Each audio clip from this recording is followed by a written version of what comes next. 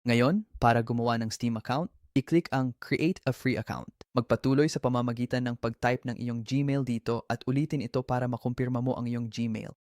Pagkatapos, kumpletuhin ang CAPTCHA kung kinakailangan. Basahin ang subscriber agreement at lagyan ng check ang kahon sa ibaba kung ikaw ay higit sa 13 taong gulang. Ngayon, pindutin ang Continue.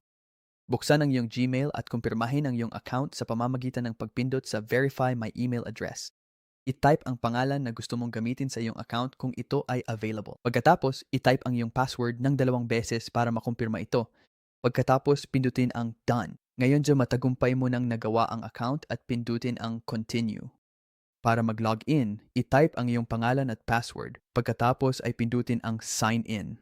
Siguraduhing lagyan ng check ang Remember Me na option para hindi ka ma-log out sa iyong account.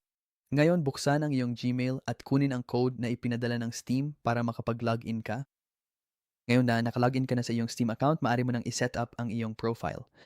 I-click kung saan nakalagay ang iyong pangalan at ngayon maaari mo nang i-edit ang mga bagay tulad ng pagpili ng iyong profile name, bansa at isang description na tinatawag na summary. Pwede mo ring palitan ang iyong profile picture at pagkatapos nito, pindutin ang back to your profile at ganyan mo isa-set up ang iyong profile.